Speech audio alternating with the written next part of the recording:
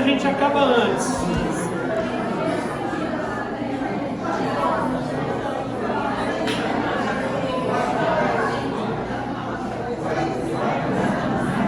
Lição 3, página 3,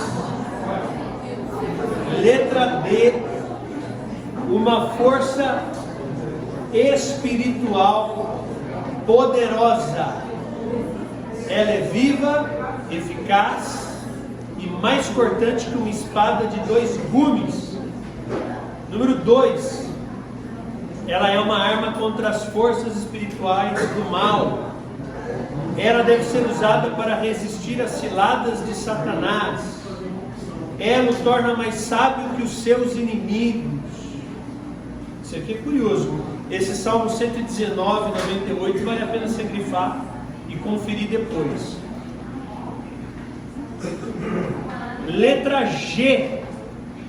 Alguém lê para mim a letra G. Estamos na lição 3, página 4. Testemunha da própria suficiência. Todo mundo ouviu? Não.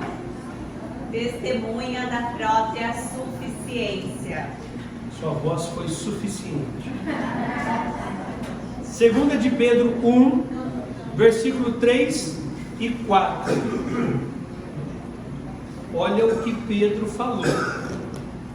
Seu divino poder nos deu tudo que necessitamos para a vida e para a piedade. Espera aí, eu tenho várias necessidades, várias demandas. O apóstolo Pedro está dizendo que o divino poder de Deus deu tudo. Tudo deixa alguma coisa de fora? Tudo é tudo. Fala comigo, tudo é tudo. Seu divino poder nos deu tudo que necessitamos para a vida e para a piedade. Agora como? Por meio do pleno conhecimento daquele que nos chamou. Ou seja, eu recebo este tudo nesse relacionamento com Deus. É este relacionamento que me equipa. Nós estamos falando de um tripé. São 3 coisas que Deus te deu para você conseguir dar conta de tudo. A primeira delas, a Bíblia. E a Bíblia é suficiente. A segunda delas, o Espírito Santo. E a terceira, a oração. Com estas 3 coisas, você tem tudo que você precisa para a vida e para a piedade, por meio do pleno conhecimento daquele que nos chamou para a sua própria glória e virtude. Agora olha o versículo 4, que absurdo. Dessa maneira, Ele nos deu as suas grandiosas e preciosas promessas, para que por meio delas vocês se tornassem participantes da natureza divina. Quantas vezes você leu esse texto com atenção? Quantas vezes você leu esse texto e percebeu que praticamente Deus estava te convidando para fazer parte da Trindade? Você imagina que está o Pai, o Filho e o Espírito Santo de mão dada, e o projeto e o plano é dizer: cara, nós queremos que você venha aqui participar com a gente. Aí você fala: eu? Mas eu não tenho condição, eu sou pecador. Fala: você é mesmo. Aliás, quanto mais perto de Deus, mais consciência de quão pecador eu sou.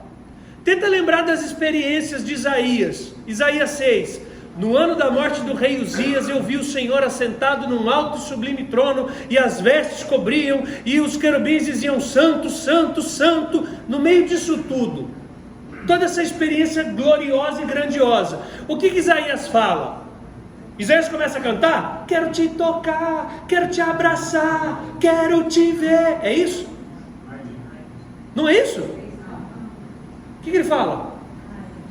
Ai de mim, que sou pecador, de lábios impuros, e vivo no meio de um povo de impuros lábios, e os meus olhos viram o Senhor.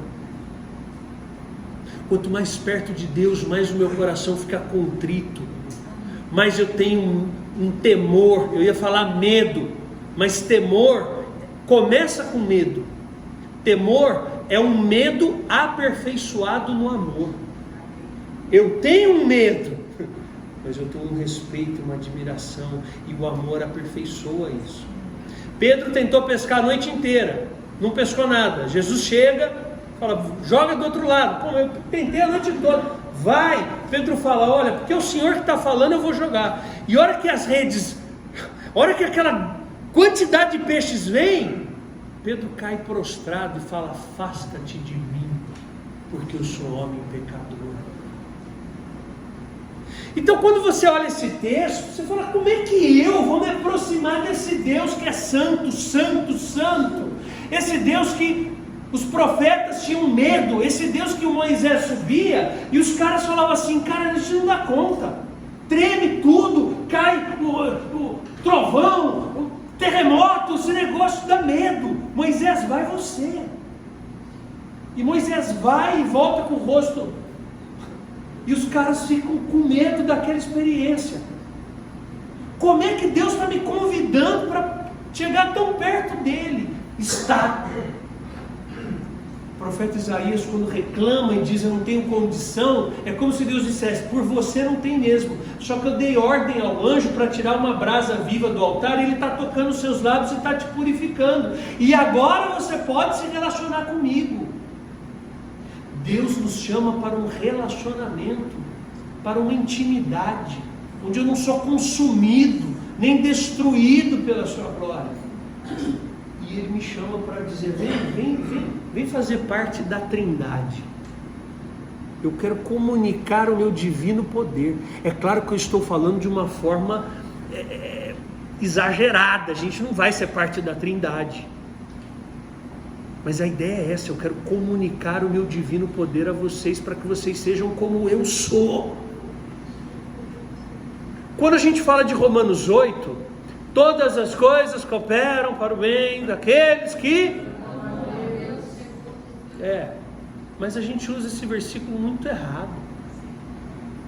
A gente usa como uma declaração de vitória, de que, olha, roubaram o seu carro. Alguém fala, todas as coisas cooperam. Vai saber, esse carro podia explodir, esse carro podia... A gente arruma um jeito de tentar arrumar e dizer que todas as coisas que estão acontecendo são orquestradas por Deus. Mas deixa eu falar uma coisa, isso não tem apoio bíblico. E não é o que o texto está dizendo. O texto não está dizendo que Deus está orquestrando cada movimento, porque senão Deus agora rouba carro. Por que roubaram meu carro? Não, Deus tem um propósito. Oi? O propósito é levar para o desmanche. Como que Deus se encaixa nisso? Eu atendi uma moça uma vez em gabinete pastoral, em crise, chorando, em prantos, anos atrás, dizendo, pastor, me ajuda a aumentar a minha fé. Eu falei, não, olha, quase que eu estou pedindo para você me ajudar, mas eu vou tentar. O que está rolando? Para que você está precisando de fé? Eu estou precisando porque eu não estou conseguindo lidar com algumas coisas que me falaram na igreja. Eu falei, o que te falaram? Ela falou, eu sofri abuso diversas vezes por membros da minha família. Eu falei, ok, e daí? Ela falou, e daí que eu estou com uma dificuldade enorme de entender que Deus queria isso para a minha vida. Eu falei, mas de onde você tirou que Deus queria isso para a sua vida? O pastor estava pregando e ele falou isso. Ele falou que Deus tem um propósito para tudo. E ainda falou, você foi abusada? Deus tem um propósito. Deus quer usar você para lidar com meninas que foram abusadas. Deus vai te dar um ministério. E ela entrou em crise. Pô, Deus queria que eu fosse abusada para que eu pudesse. Mas eu não estou conseguindo trabalhar essa ideia. Me ajuda. Eu falei, não vou te ajudar. Porque nós vamos arrancar essa ideia da sua cabeça. Porque isso é um absurdo. Agora você imagina Deus, que é poderoso, soberano, criador dos céus e da terra. Ele quer montar um ministério para cuidar de moças abusadas. Ele, com todo esse poder, qual que é o jeito que ele arruma? Ele fala assim, já sei, aquela ali, pega ela. Oi? Não, mas é que eu vou ter um ministério para... Veja só, é verdade que muitas vezes pessoas abusadas, Deus pode transformar esse pecado, esse sofrimento, esta dor em algo produtivo, trazer um significado, um propósito construtivo. Isso é uma coisa, e não quer dizer que todas vão fazer, nem todos, nem tudo que a gente vive vai virar um ministério. Mas a gente tem que tomar cuidado, porque senão a gente faz de Deus um abusador, um estuprador. Que é Deus que quis. Isso se chama exagero da soberania de Deus. É quando você pega a soberania de Deus e leva ela na máxima, assim. Então tudo acontece, é quase destino. E as nossas conversas de corredor parecem isso às vezes. Porque a gente fala, eu passei por isso, Deus sabe. Você fala, que bom que Ele sabe. Não, mas Deus tem um propósito. Deus tem um objetivo. Qual será? Qual foi o objetivo de Caim matar Abel? Eu te desafio a achar um propósito bíblico. Não o que você acha. Me acha um propósito bíblico. Caim matou Abel porque Deus tinha um projeto. Não, Deus não tinha projeto nenhum. Aliás, Deus avisou Caim, falou: Caim, o coração está batendo a porta. Se você abrir, ele vai entrar e vai te dominar. Quando você vai no Antigo Testamento e vê um monte da bênção, um monte da maldição, já fica claro que nós participamos das coisas. Não é Deus que orquestra tudo. Ele diz: suba aqui, se vocês fizerem tudo direitinho, vão ser abençoados, vai ser... se vocês fizerem errado, vai ser assim, assim, assim. Ele está dizendo: olha, tem possibilidades. E às vezes, você não fez nada, mas você está num mundo de pecado, com pessoas pecadoras e que também têm livre-arbítrio, assim como você, e que usam esse livre-arbítrio para te prejudicar, para te fazer mal. Não era o projeto de Deus. Deus não queria isso. Quando o texto diz: todas as coisas cooperam para o bem daqueles que amam a Deus, não está dizendo que Deus faz todas as coisas acontecerem em seu favor. Não é isso. O texto está dizendo que tudo que te acontece, seja porque você fez certo ou fez errado, o outro fez contra você certo ou errado, o diabo fez contra você certo ou errado, Deus fez contra você certo ou certo, porque Deus nunca erra. Tudo que te acontece, Ele está dizendo: eu te prometo uma coisa, eu vou usar para um propósito, eu vou aproveitar isso. Eu não queria isso, não desejei isso, mas eu vou usar para o seu bem. Amém? Amém? Amém. Isso é uma baita de uma promessa. Sabemos que Deus age em todas as coisas para o bem daqueles que amam a Deus, dos que foram chamados de acordo com o seu propósito. Pois aqueles que de antemão conheceu, também os predestinou para serem conformes à imagem de seu Filho, a fim de que ele seja o primogênito entre muitos irmãos. Sabe qual é o bem que Deus está cooperando? Não é um trabalho novo, não é um carro novo, não é prosperar aqui, ainda que Deus por vezes nos abençoe e nos faça prosperar. Eu quero, amém, no nome de Jesus eu recebo. Orei por mim, oro por você também, Senhor, abençoa a galera aí. Mas a melhor coisa que nos pode acontecer é sermos conformes à imagem de Jesus, a fim de que ele seja o primogênito entre muitos irmãos. O primogênito é o primeiro, é o exemplo. Ele está dizendo: Jesus é o exemplo. Eu quero que vocês sejam parecidos com Jesus, a ponto da gente começar a ser confundido com Jesus na rua, a ponto das pessoas perguntarem: você é Jesus? Porque você tem uma paz, você tem uma alegria, você tem um acolhimento, você tem um amor, se você é Jesus, e você fala: cara, eu não sou Jesus, mas é que eu ando com Ele, eu conheço Ele, me relaciono com Ele, vou te apresentar, cola em nós, estamos juntos? Isso é participar, tudo isso para dizer, Ele quer que a gente venha participar da natureza divina. Ele está dizendo, vem ser parecido com Jesus. A pergunta é, o quanto que você está parecendo com Jesus? Quanto falta para você começar a ser confundido com Jesus?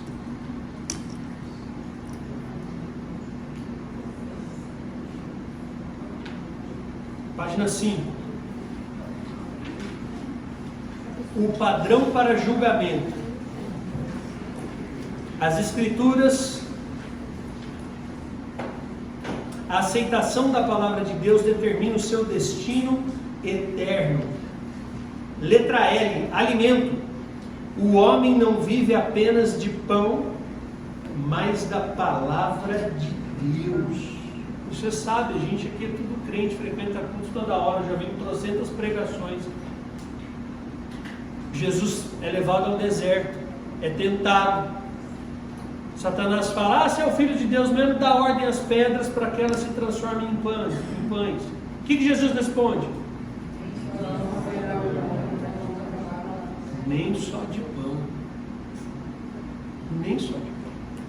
Mas da palavra que procede da boca de Deus. Este livro é místico, é espiritual, é transcendental. Esse livro é sobre-humano. Esse livro tem que ser lido com esta reverência e com o seu coração aberto, porque é como se Deus olhasse nos seus olhos e começasse a falar com você. Eu lembro de uma moça com dificuldade de compreensão, um atraso bem significativo.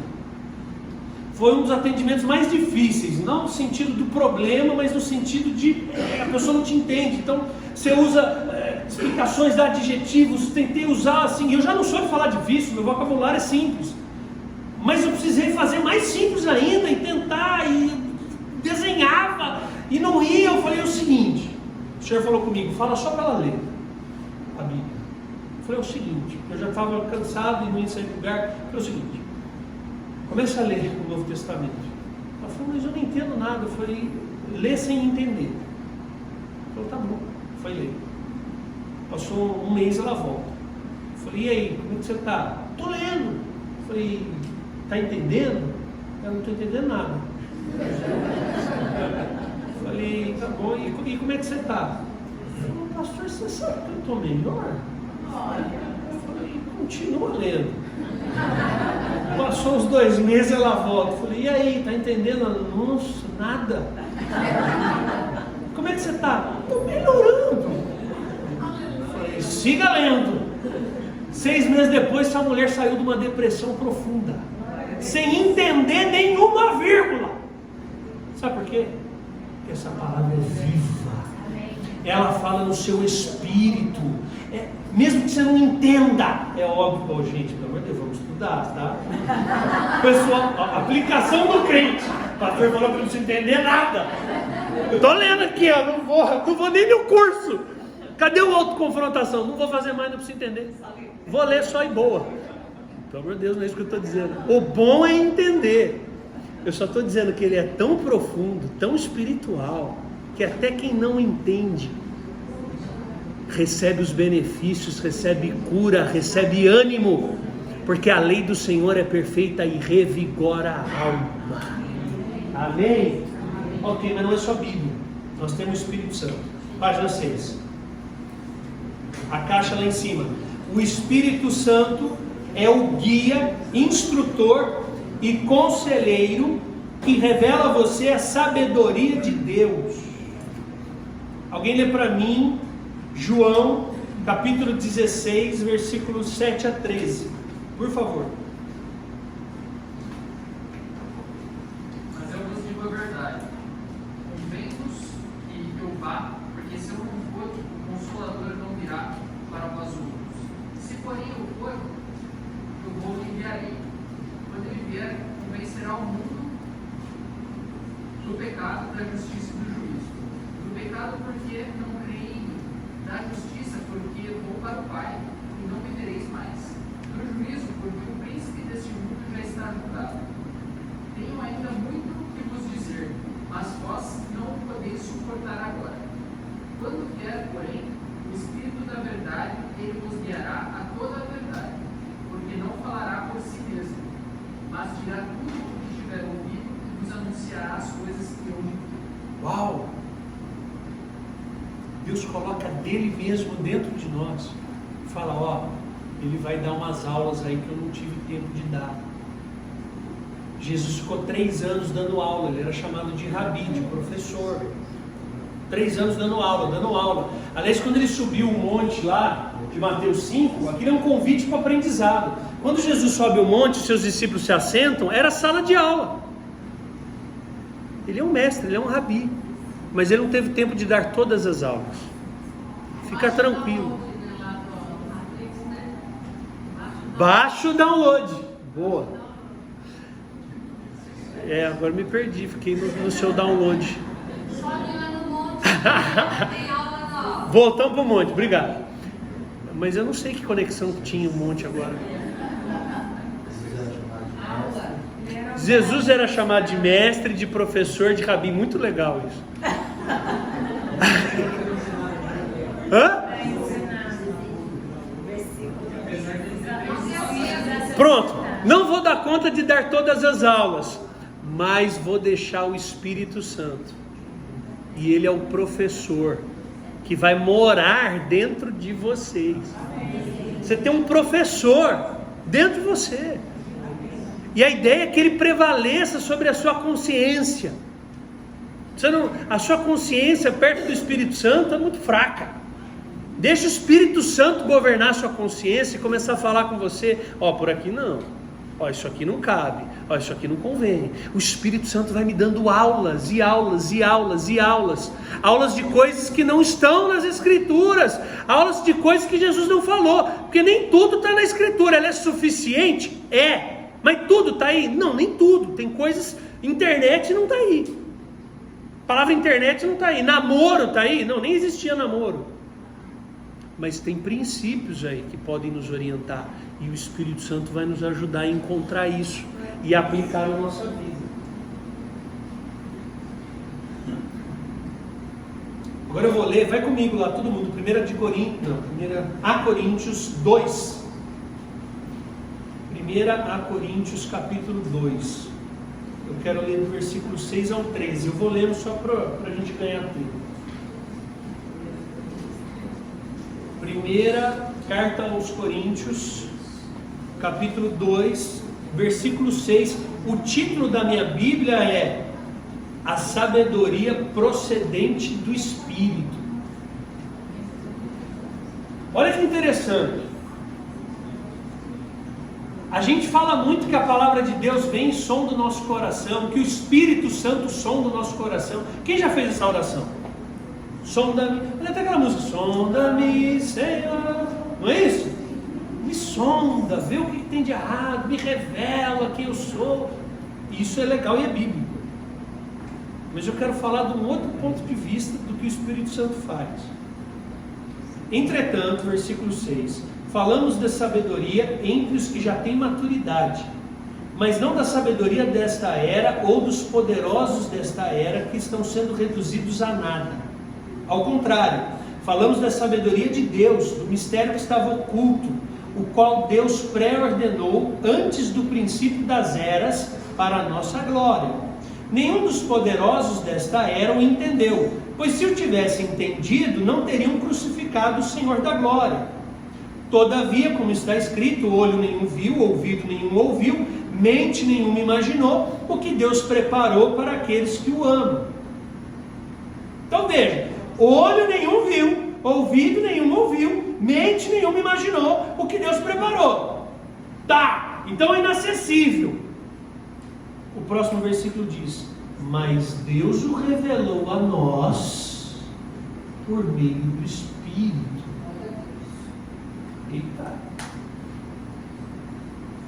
Coisas que ninguém nunca viu, nunca ouviu, nunca aprendeu, nunca soube. Ele está dizendo, eu estou comunicando a vocês pelo meu Espírito. O Espírito sonda todas as coisas, até mesmo as coisas mais profundas de Deus. O Espírito Santo é uma conexão entre o meu coração e o coração de Deus, entre a minha vida e a vida de Deus. Ele não só me sonda e revela tudo ao meu respeito a Deus. Não é unilateral. O mesmo Espírito vai lá e sonda o coração de Deus. Conhece, examina o coração de Deus. Você já imaginou? Lembra que a Bíblia coloca a gente no microscópio? Imagina que o Espírito Santo sonda o coração de Deus, conhece tudo, e vem até nós e fala: deixa eu te contar, deixa eu te falar quem é Deus, deixa eu te falar que Ele te ama, deixa eu te falar que Ele é seu Pai. É isso que diz lá em Romanos 8:14: todos os que são guiados pelo Espírito de Deus são filhos de Deus. Pois Ele não nos deu um Espírito que nos escravize para novamente temermos, mas nos deu um Espírito por meio do qual clamamos: Abba, Pai. O próprio Espírito testemunha ao meu Espírito que sou filho de Deus. E se eu sou filho de Deus, eu sou herdeiro de Deus e co-herdeiro com Cristo, se de fato participei dos seus sofrimentos, para que eu pudesse participar da sua glória. O Espírito Santo comunica a minha identidade. Amém, gente? Amém. Estamos juntos? Amém. Então fala, estamos juntos. Legal. O Espírito o quê? Comunica com a minha identidade? Baseado em Romanos 8:14 em diante. O Espírito testemunha ao nosso Espírito que somos filhos de Deus, ou seja, nos comunica a nossa identidade. Letra A: o Espírito Santo é eterno. Letra A, número 1. Número 2: o Espírito Santo é verdade. B: obra divina. E aqui vai ter uma lista parcial para ilustrar a cooperação entre Deus Pai, Deus Filho e Deus Espírito. Porque Deus, todo mundo sabe, Deus é uma trindade. Não são três deuses. É o que a gente coloca o rótulo. Deus, são três. Quando você fala Deus, você está falando de três pessoas: o Pai, o Filho e o Espírito. Só o Espírito não é Deus, só o Pai não é Deus, só o Filho não é Deus. O Pai, o Filho e o Espírito, isso é Deus. Então vai ter um estudo aqui que vai aprofundar essa ideia da trindade. 2, na página 7 agora: o Espírito Santo lhe proporciona uma vida vitoriosa e abundante em Cristo.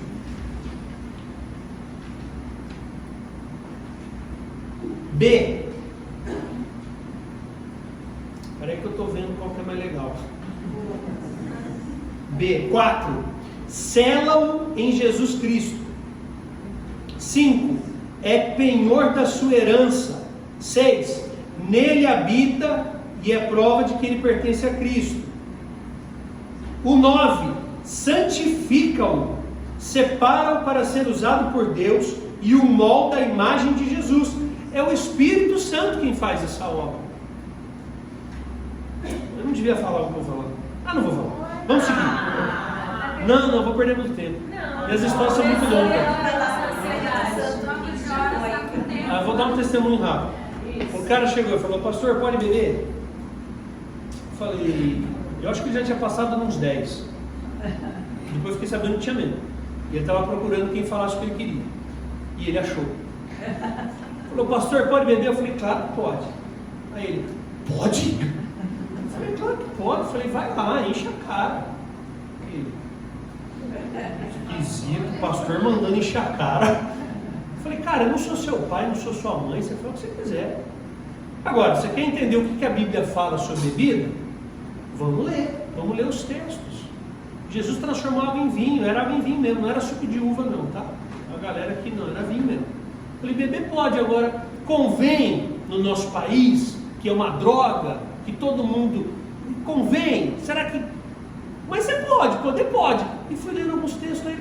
Mas então, eu posso ir no bar com os caras? Porque o maior medo do cara para se converter é que ele não ia poder ir no bar. Eu falei: pode ir no bar. Ele: sério? Eu falei: sério. Eu falei: vou te pedir uma coisa. Começa a ler esse livro. Começa a orar. Vem na igreja. Faz amizade aqui também. Continua seus rolê louco aí.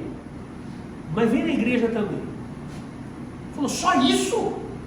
Só isso, eu falei, só isso. Ele falou, beleza. Passou uns 3, 4 meses, ele volta. Eu falei, e aí? Ele falou, até tô indo no bar. Eu falei, que mudança? Até tô indo, você era o cara que não podia sair do bar, que dava tremedeira? Como assim até tô indo? Está perdendo a graça. Não sei, tem alguma coisa que está mudando.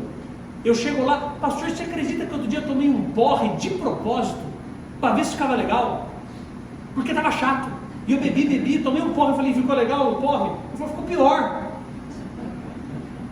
Eu falei, tá bom. Eu falei, continua lendo Bíblia, continua orando, continua frequentando igreja, continua fazendo amigo aqui, segue sua vida, cara. Só isso. Passa uns meses e ele volta. Pastor, você acredita que outro dia eu deixei de ir num bar, no aniversário de um amigo meu das antigas? Você sabe quando fala das antigas? É porque era amigo de bagunça, né? Falou, das antigas, deixei de ir no boteco para vir na igreja orar numa vigília. Você acredita? Eu falei, acredito. Eu falei, como é que foi? Ele foi tremendo. E o olho dele brilhava. Eu falei, cara, Deus falou comigo.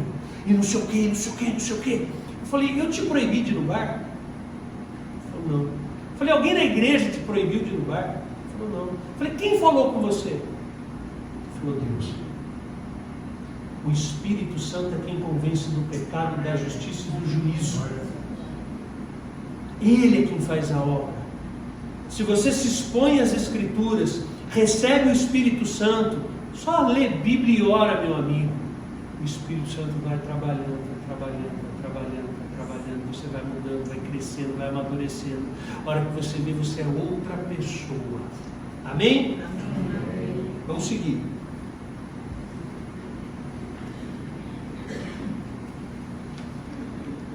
Agora vamos entrar na oração, página 9.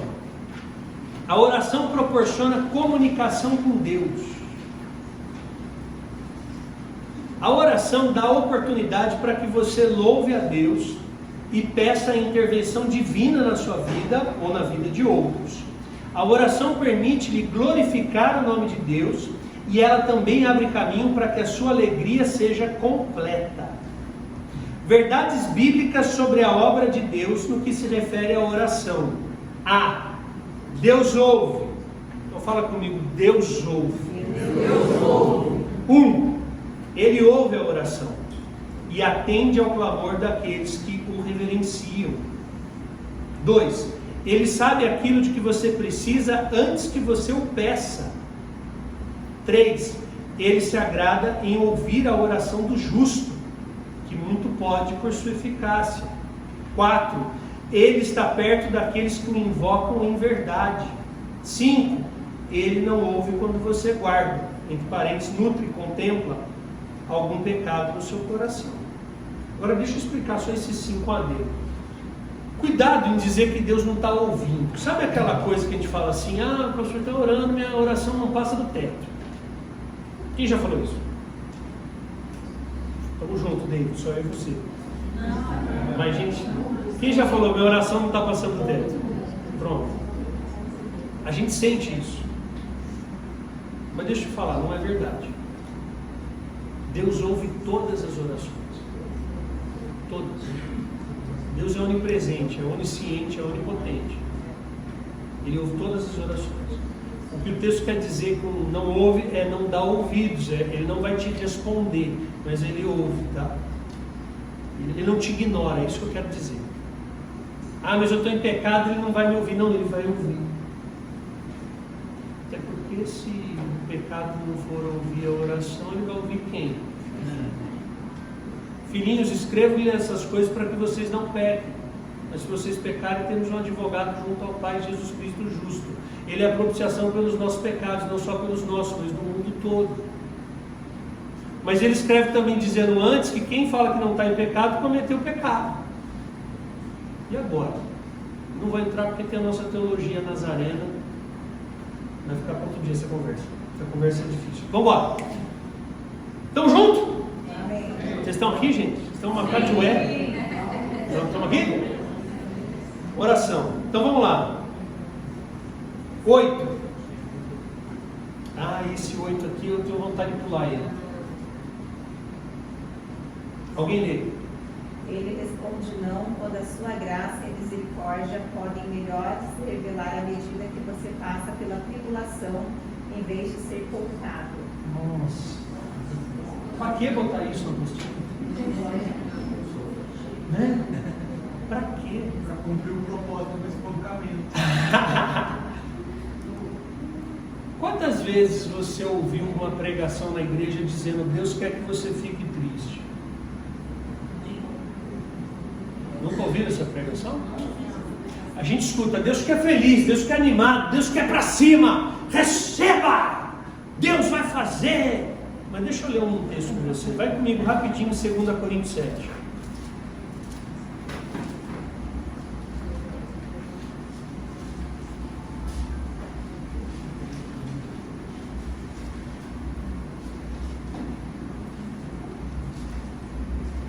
Versículo 11.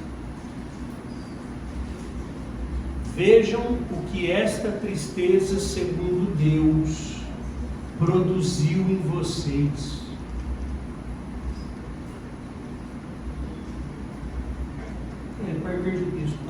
Vejam que esta tristeza, segundo Deus, produziu em vocês. Que dedicação, que desculpas, que temor, que saudade, que preocupação, que desejo de ver a justiça feita.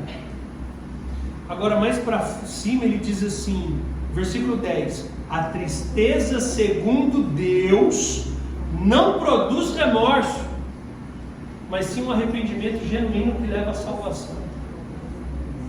Traduzindo, Deus quer que você fique triste. Receba essa palavra em nome de Jesus. Deus quer que você fique triste. Quando eu digo isso, não é assumir uma identidade depressiva, não é tristeza crônica, ficar os céus ouvindo azar. É a tristeza do arrependimento. Porque tem muita coisa que eu estou fazendo. Eu deveria estar triste. Eu estou falando de mim. Eu deveria estar triste. Muitas vezes a gente deita a cabeça no travesseiro e dorme tranquilo. Uma penca de pecado. Talvez não são pecados daqueles assim, sabe, do começo da conversão, que a gente chama de pecadão.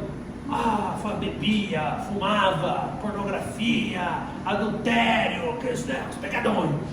Aí a gente resolve esses pecadões e começa a achar que tá legal. Assim, não, agora eu sou um cara bacana. Agora eu pago meus impostos, eu sou gente boa. Não é. Mas não é. Eu lembro de uma experiência no 2º ano do seminário. Eu estava achando que eu era a 4ª pessoa da Trindade. Falei, agora eu sou um anjo querubim. Eu estava feliz da vida. O Senhor veio e falou, então um negócio aí que nós precisamos tratar. Me trouxe uma tristeza. Eu falei, mas é sério que eu carrego isso ainda? É sério? Por que eu estou achando que eu estou 0 bala. Eu falei, não tá. Vamos tratar. Porque aquele que começou a boa obra em nós há de completá-la até aquele dia. Passei por isso. Falei, agora eu sou a 4ª pessoa da Trindade. Passou uns meses e eu escutei Deus falando comigo assim, então, tem um outro negócio aí. Tratei, falei, agora vai. E adivinha o que eu ouvi de Deus?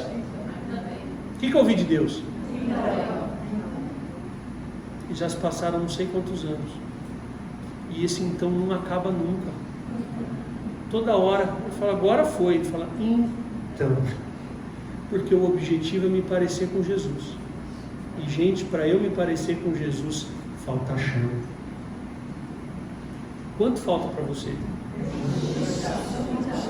Então.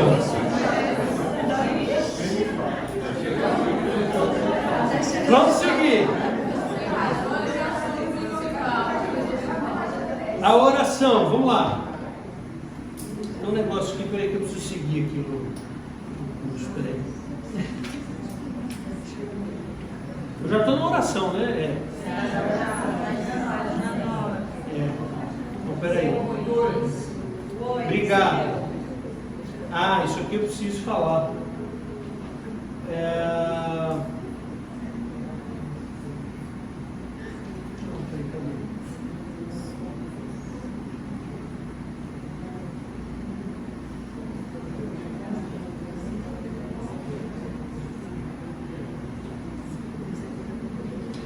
quero ver o item 4, por causa do nosso tempo. Vai lá para a página 12. A ideia do curso aqui é a gente trazer um apanhado e tentar trazer algumas reflexões de coisas que não estão na apostila. Porque se for para falar só o que está na apostila, a gente vai ficar lendo, né? Então a ideia é trazer algumas coisas que não estão e que ajudam a encaixar as coisas para você seguir depois na sua vida devocional. Então você vai passar por todos os pontos. Eu vou escolhendo alguns pontos e nós temos uma instrução do curso também para seguir alguns pontos. Então, item 4, práticas não proveitosas na sua vida de oração. Posso botar um louvor? Vocês deixam?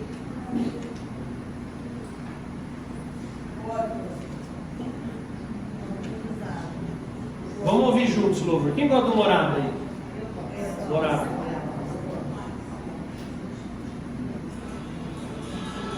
Ó, ficou bom.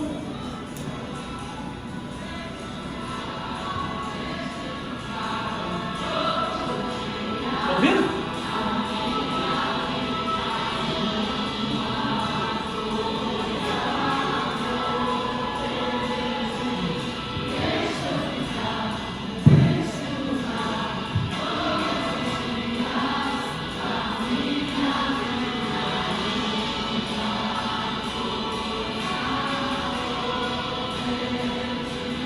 Deixa ficar.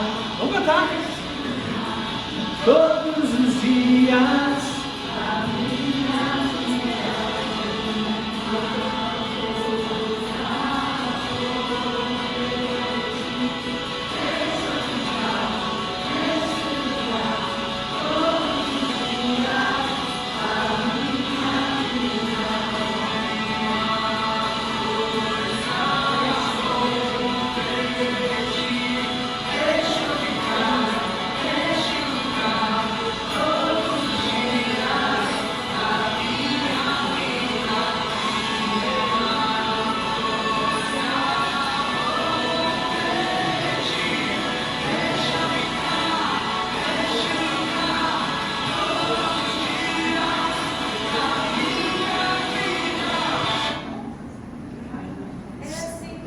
Estava eu com esse louvor no último, berrando, cantando, vindo lá de Sumaré, que eu moro a 30 quilômetros da igreja.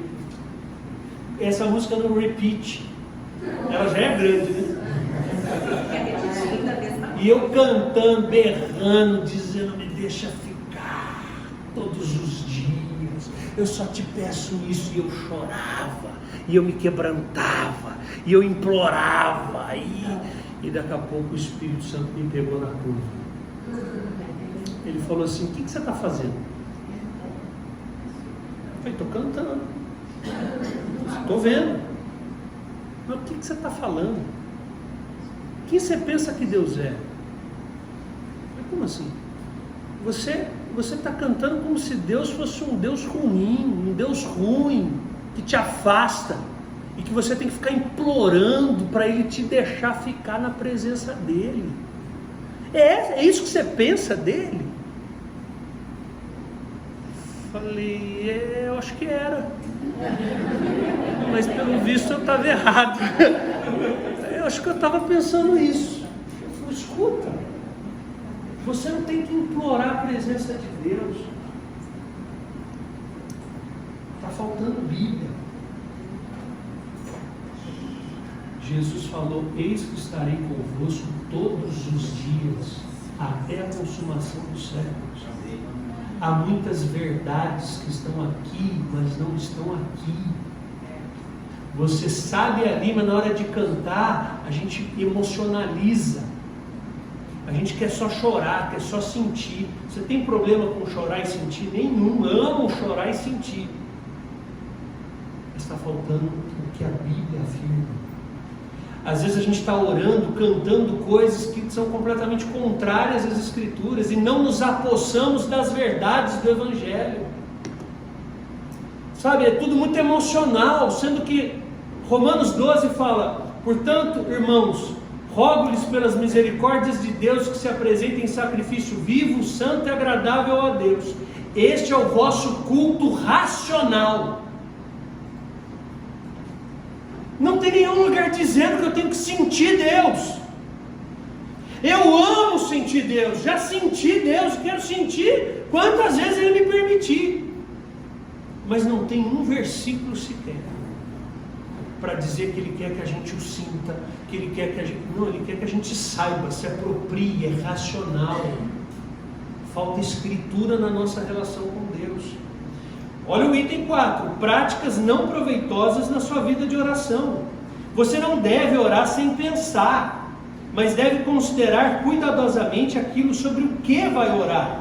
Por exemplo, item 1, você não precisa suplicar que o Senhor esteja com você, ou com outro crente, porque Ele já está ao seu lado, e prometeu nunca o deixar, nem o abandonar. Agradeça ao Senhor a presença contínua dEle ao seu lado. Olha como as nossas orações não condizem com os textos. A gente está indo para um lugar e a gente ora assim: Senhor, vai comigo. Imagina Deus dizendo: ai, que bom que você falou, não ia. Se você não fala, oi! E Ele está conosco todos os dias. Aliás, Ele está dentro de nós, os crentes. E até os que não são, Ele não está dentro, mas Ele está lá, porque Ele é onipresente. Nem eles têm essa opção de falar: eu vou, mas Deus não vai. Deus fala: vou, já fui, já estou, estou no passado, estou no presente, estou no seu futuro. Deus está em todos os lugares. Romanos fala: Ele está em tudo, está em todos, e Ele é todas as coisas. Está fazendo sentido, gente? Amém. Não estou dizendo que você não pode cantar essa música. Eu ainda canto, mas eu canto meio assim. Foi esquisito. Prefiro não cantar mais. Mas não é pecado, não. 2. Você não precisa orar para que Deus lhe conceda amor por outra pessoa. Isso aqui pega. Sim, porque Ele já derramou o amor divino no seu coração. Romanos 5,5. Ordenou que você ame e o capacitou para amar. Agora olha aí, você está com aquela pessoa difícil, aí você fala: Senhor, me dá amor. Ah, não deu. Não vou amar porque Deus não deu. Eu pedi, fiz até campanha, fiz jejum, oração, pedi para os irmãos na igreja, mas Deus não deu. Acho que Deus não quer que eu ame. Ele já deu. Ele já deu. Não estou dizendo que é fácil. Não estou dizendo que eu tenho super facilidade com pessoas difíceis, ou que eu as procuro voluntariamente. Do tipo, me mostra um atribulado, deixa eu ir lá fazer amizade. Não! Naturalmente você prefere os mais organizadinhos, os mais arrumadinhos, os que conversam melhor, os que dão trabalho, a tendência é você se esquivar. Mas Deus mandou amar. A Bíblia já me dá recursos para amar. O Espírito Santo me dá recursos para amar. Esse amor precisa apenas florescer, crescer dentro de mim e prevalecer. Amém? Amém. Eu não escutei muito amém assim. É difícil, eu sei. 3. Como verdadeiro crente, você não precisa orar para ser liberto do poder do pecado, porque você já o foi. Todavia, você deve orar para que Deus o livre do mal. E agradecer a Deus porque Ele providenciou o livramento do poder do pecado. Ao mesmo tempo, você deve se apresentar a Deus como sacrifício vivo. Deixa eu explicar isso aqui porque fica estranho, né? Pô, pastor, mas eu estou sofrendo, estou escravo de um pecado. Mais para frente a gente vai ter algumas lições que chamam pecados escravizadores, que entra pornografia, consumismo, enfim, pecados que escravizam. Mas se o cara é crente, se o cara é batizado no Espírito Santo, mas ele está vivendo aquilo, ele está escravo, mas como é que está dizendo que o texto falou que não é escravo? E é escravo? Veja só, o que ele quer dizer é que eu já recebi o que eu preciso. Eu fui liberto, mas eu preciso agora me purificar. Eu preciso agora tirar a roupa velha, os hábitos do pecado. Você sabia que muitas vezes é mais difícil tirar o hábito? Quem é que fumava? Eu fumei por 10 anos. Comecei a fumar com 9. E na 7ª série eu recebi um apelido carinhoso, Pinga. Então você imagina. Sabe que o cigarro, muitas vezes, o difícil não é o vício, não é a nicotina. É um mau hábito. Você criou o vício de acender um cigarro depois que você come. De quando bebe, fumar. Mas só quando eu bebo. O problema é que bebe sempre. E essa é a ideia. Você foi liberto deste poder, você tem condições de sair, você não precisa continuar com este mau hábito. Dá para tirar essa roupa velha e colocar uma roupa nova, que é Efésios 4:21. Estamos juntos? Mas é meio confuso essa parte, confesso. Lição 3.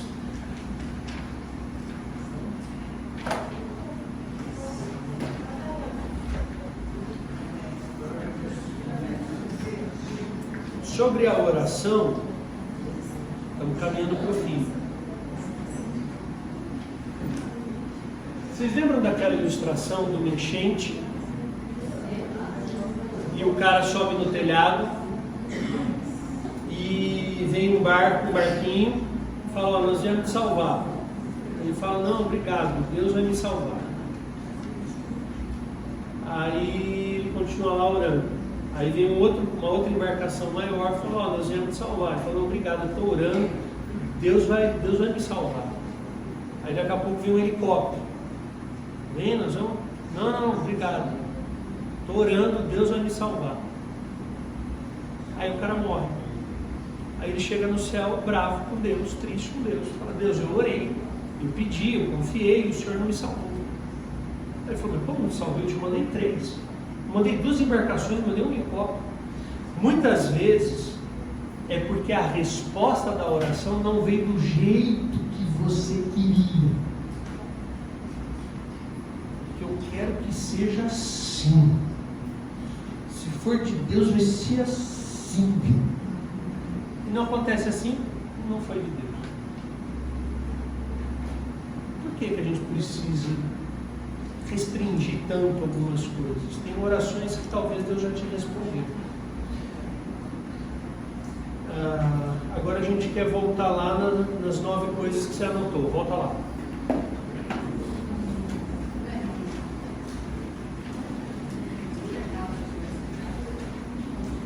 Uma vez que você entendeu o poder da oração, do Espírito Santo e das Escrituras, eu quero que você olhe para as respostas que você deu e veja se elas permanecem. Depressão. Suficiente ou precisa de alguém ou algo mais? Baixa autoestima. Diabetes. Diabetes precisa de algo mais. Deus pode fazer um milagre? Pode. Mas Ele sempre faz?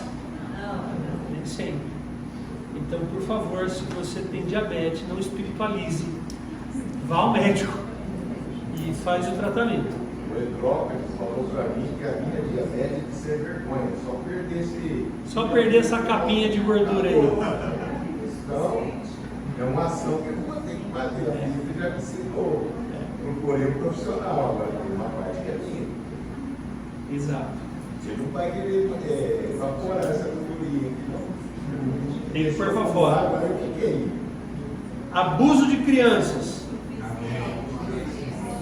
Suficiente. Às vezes você precisa envolver a polícia, tá? Mas o tratamento é suficiente. Braço quebrado.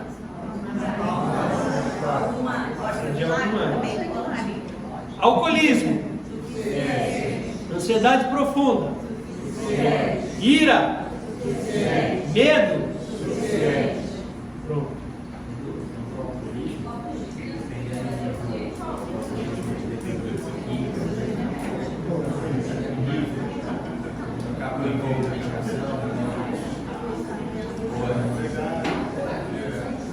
A pergunta dele é boa. Ele falou assim, olha, dependendo do nível do alcoolismo, não cabe uma ajuda profissional, médico. Veja, nós não somos contra a ajuda médica e outras possibilidades. É possível. O que nós estamos dizendo é que as escrituras são suficientes, mas para serem suficientes eu tenho que as conhecer, eu tenho que levar tempo, eu tenho que exige um comprometimento com isso. Ela tem tudo que a gente precisa. Agora, tem casos que eu já encaminhei para clínicas especializadas. Não há problema nisso. O próprio uso de antidepressivo. Lá no autoconfrontação, você fica meio chocado, assim, sabe? Porque nós estamos muito psicologizados. A gente está hoje falando mais de psicologia em púlpito do que de Bíblia. Então é chocante quando alguém fala só de Bíblia. Você se sente até ofendido. Eu fiquei ofendido. Falei, nossa, que absurdo, esses caras estão aonde? É isso. Eu tive vários conflitos com esse livro aqui, várias crises. Falei, esses caras, que século que eles estão? Só que aí eu ia ler, estudar, o senhor falava, então, mas não está aí? Eu falava, tá. E aí eu fui sendo confrontado, fui sendo tratado. Então no começo dá a impressão que eles são muito radicais, do tipo antidepressivo, uma ajuda psicológica, mas depois você vai descobrindo que não. É que tem alguns princípios da psicologia que mais atrapalham do que ajudam. Mas essa é uma aula lá para frente. Essa aula a gente vai ter que vir em oração e jejum. Porque o pau vai torrar. E talvez você vai discordar de quase tudo que for falado, porque eu confesso que eu discordei a primeira vez que eu ouvi. Então tá tudo bem. A gente continua amigo. E se você seguir a apostila, pode ser que você mude de ideia. E eu oro para que você mude de ideia. Amém? Coloque-se de pé. Sobre oração,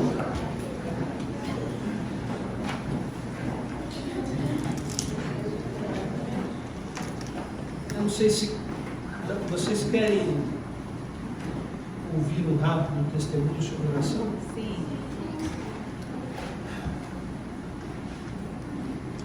A gente tem que tomar um cuidado, porque alguns textos bíblicos, eu não posso extrair uma teologia. Parece que eu estou sem microfone? Parece. Não parece, eu estou. Só pegar o outro está carregado.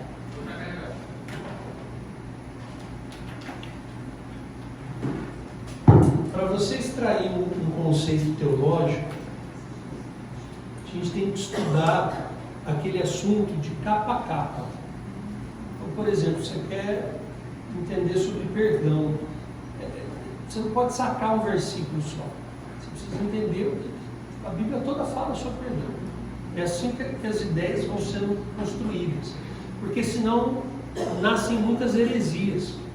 Por exemplo, aquele que pede, recebe. Quem bate a porta será aberta. E suplica que você vai receber.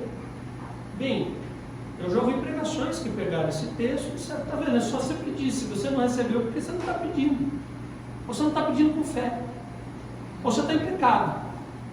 Deixa eu te falar. Às vezes você está com muita fé. Você não está em pecado, entre aspas. Está tudo mais ou menos organizado. Vida devocional, oração, ajuda o próximo. serve na igreja, sei lá, o que você quiser. Você está cumprindo tudo e não está acontecendo. E aí pode vir uma culpa.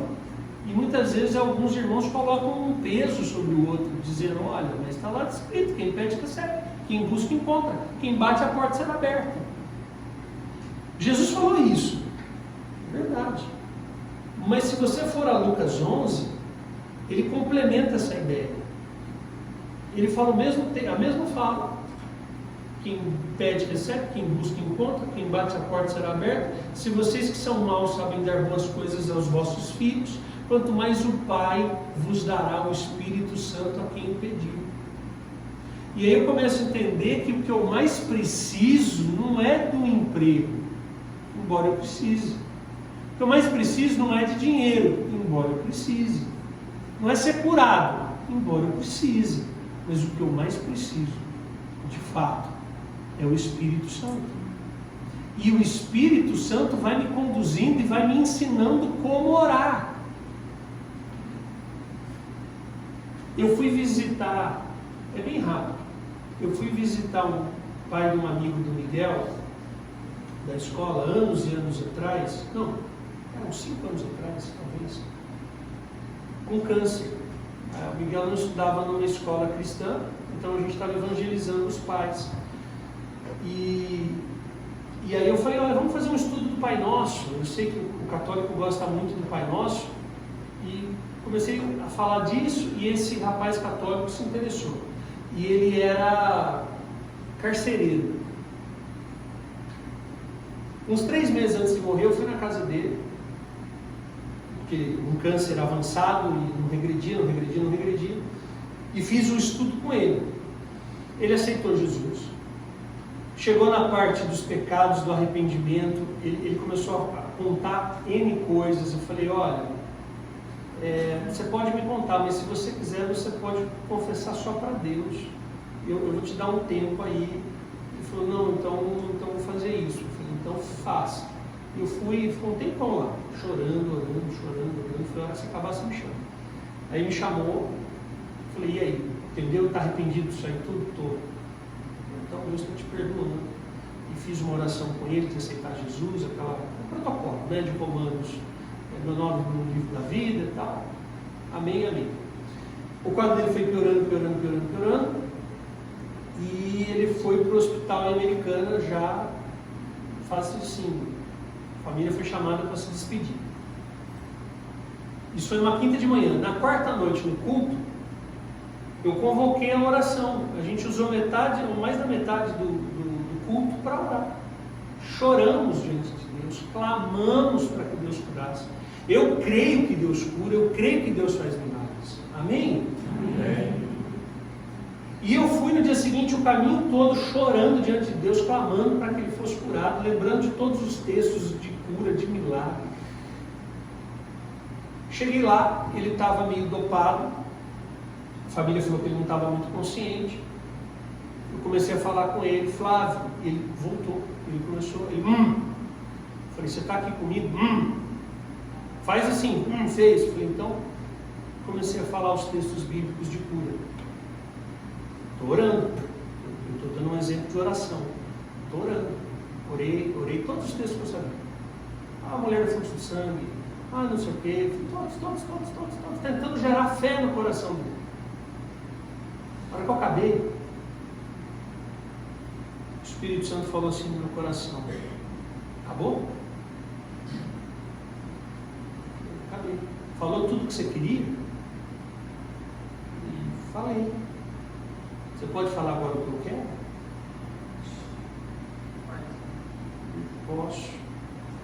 E o Senhor falou no meu coração: ele está com medo de morrer. Ele está aqui, ele esperou você chegar. É para você ajudar ele a tirar esse medo. Fala para ele que eu fui preparar um lugar, que ele tem uma casa eterna esperando, que ele vai fechar os olhos aí, ele vai abrir os olhos na eternidade, e ele vai estar comigo.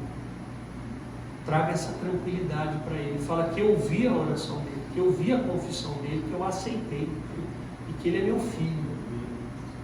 E eu comecei a falar isso no ouvido dele. E ele começou a chorar, e os batimentos cardíacos cessaram. Ele morreu ali. Eu fiquei meio sem saber o que fazer, nunca vivi isso. Espero não viver de novo, talvez.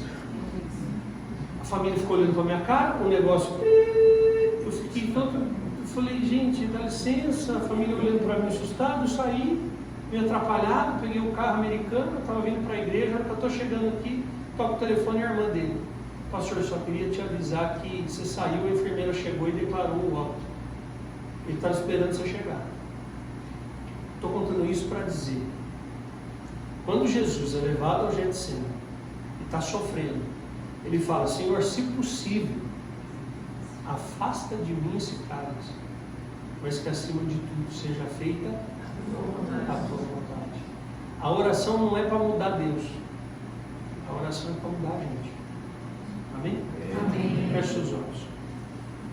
Senhor, nós te agradecemos por essa aula, por estas reflexões. Fomos confrontados e eu fui também, e quero continuar sendo. Nós reconhecemos que sem o Senhor não somos capazes de fazer coisa alguma, e teu é o querer e o realizar. Nos ajuda, Senhor, a ter um desejo pela tua palavra, a criar disciplina para ler, para meditar, porque de fato a lei do Senhor é perfeita e ela revigora a nossa alma. Os testemunhos do Senhor são dignos de confiança e trazem luz aos olhos. Nos ajuda, Pai, a receber aquilo que a tua palavra tem para nos oferecer. Nos ajuda a receber aquilo que o teu Espírito tem para nos oferecer. E que a oração gere esta conexão com o Senhor, onde as nossas vontades vão sendo transformadas, onde as nossas vontades vão morrendo, onde nós não queremos mais que seja feito o que eu quero, eu declaro, eu termino. Não há espaço para declarar e determinar nada. Quem somos nós para determinar algo diante do Senhor? Que a oração sirva para que a gente venha discernir aquilo que o Senhor quer fazer. Quando for o momento da cura, coloque a certeza e convicção no nosso coração, e que de fato possamos orar, e que de fato pessoas sejam curadas. Nós cremos nisso. Mas que acima de tudo, Senhor, que seja feita a tua vontade. Amém. Que o Senhor nos leve em paz para as nossas casas e em segurança. Em nome de Jesus. E você diz comigo, amém. Deixa eu ver.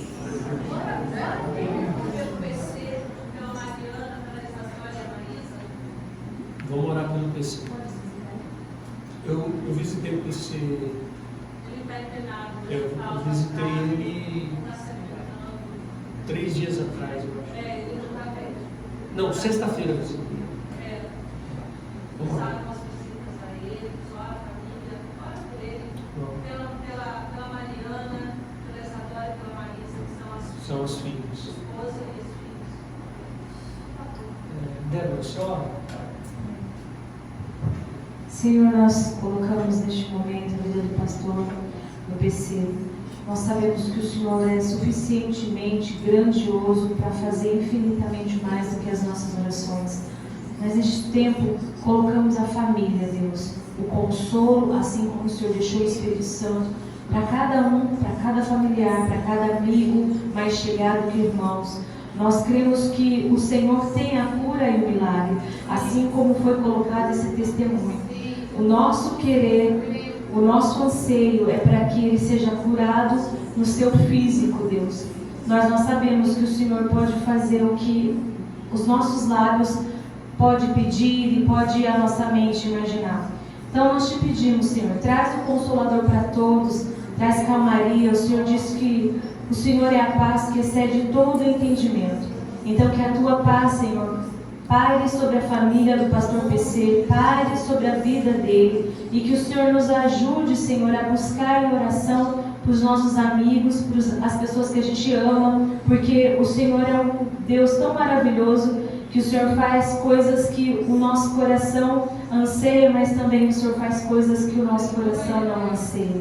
Te pedimos, Senhor, vá com ele, Senhor, neste tempo, com as tuas poderosas mãos, traz o bálsamo. E nós te pedimos, Senhor, em nome do Pai, do Filho e do Espírito Santo, e a igreja diz amém. Amém. Uma última coisa que eu lembrei, nós tivemos uma ideia, conversei com o pastor Juliano, de fazermos a cada, talvez, cada 4 lições, nos reunirmos para um tempo de oração. De louvor, uma espécie de vigília. Para a gente interiorizar essas coisas e orarmos uns pelos outros, pedirmos a Deus para nos visitar. Mas eu queria saber se vocês topam, se vocês acham isso válido. Mas uma enquete lá na galera? Podemos fazer uma enquete. E a ideia, talvez, temos 2 dias, ou 30 de novembro, ou que outro dia, João? 14 de dezembro. Ou 14 de dezembro. Então já fica no seu radar.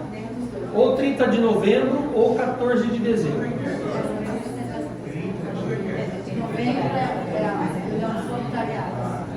Mas é de manhã. Fechou? Beijo!